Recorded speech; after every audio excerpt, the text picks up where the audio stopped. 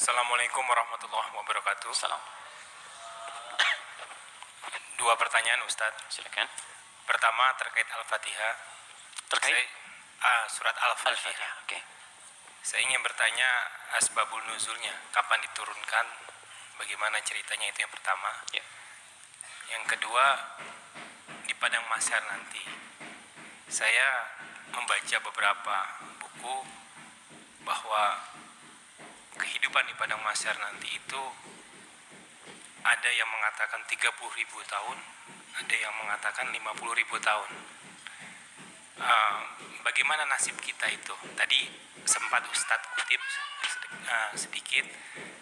Saya ingin mendapatkan penjelasan bagi orang-orang mukmin khususnya yang ada di dunia ini, apalagi di zaman yang penuh fitnah ini, yang amannya bagaimana untuk menghadapi nanti itu. Terima kasih. Assalamualaikum warahmatullahi wabarakatuh. Oke. Pertama, asbabun nuzul, sebab turunnya surah Al-Fatihah. Saya berikan sedikit dulu informasi. Jadi ada dua jenis asbab di dalam fikih Islam. Kalau asbab itu terkait dengan turunnya ayat, sebab, asbab itu sebab. Jadi sebab itu bahasa Arab asalnya, diserap ke bahasa Indonesia menjadi sebab. Sebab turunnya Al-Quran disebut asbabun nuzul. Kalau sebab munculnya hadis disebut asbabul wurud. Maksudnya asbabul wurud namanya. Misal, pernah dengar hadis tentang isbal? Isbal itu pakaian yang melebihi mata kaki. Nah, itu apa sebabnya Nabi berkata hadis itu? Sebabnya apa? Nah, sebab namanya asbabul wurud. Dari pengetahuan sebab ini kita akan melihat sebuah kesimpulan hukum. Jelas ya? Baik, sekarang apa sebab turunnya Al-Fatihah? Penting diketahui tidak semua surah dan ayat dalam Al-Quran memiliki sebab asbabun nuzul, sebab turun. Bisa jadi itu sekedar perintah untuk ditunaikan secara langsung. Bisa jadi itu bacaan-bacaan praktek dalam ibadah ketika ibadahnya diperintahkan. Bisa jadi ada sebab turun ketika ada pertanyaan tertentu untuk menyelesaikan sebuah kasus. Al-Fatihah masuk pada bagian yang tidak ada asbabun nuzulnya, tapi menyertai perintah ketika diturunkan. Apa perintahnya? Salat. Diperintah salat ketika diturunkan. Nabi diperintahkan setahun sebelum hijrah, usianya 52 tahun. Jadi usia 53 tahun beliau hijrah kemudian ke kota Yathrib yang kelak menjadi Al-Madinah Al-Munawwarah. 13 tahun berdakwah di kota Mekah. Setelah usia 40 tahun diangkat menjadi Rasul, turunnya surah Al-Alaq. Setelah itu kemudian 12 tahun sebelum hijrah turunlah perintah salat. Saat perintah salat itu diturunkan, mesti ada bacaan yang dibacakan. Maka turunlah kemudian Al-Fatihah di situ.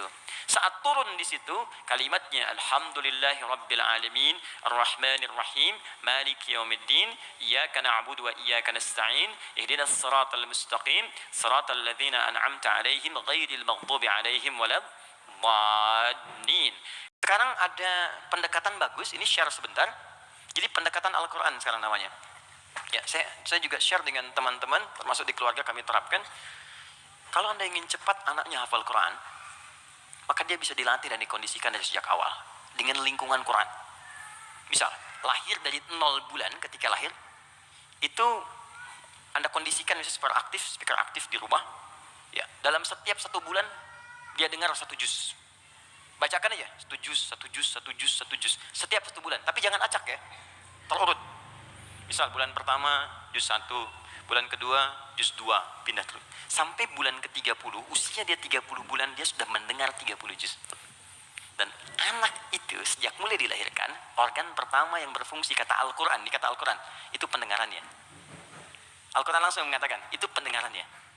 Jadi ketika dia 30 bulan, dia sudah mendengar 30 juz. Itu sepakat dan sudah melalui research di sini, dia hanya butuh 6 bulan untuk menjadi penghafal Quran yang sempurna. Di usia 3 tahun, sudah hafal Quran 30 juz.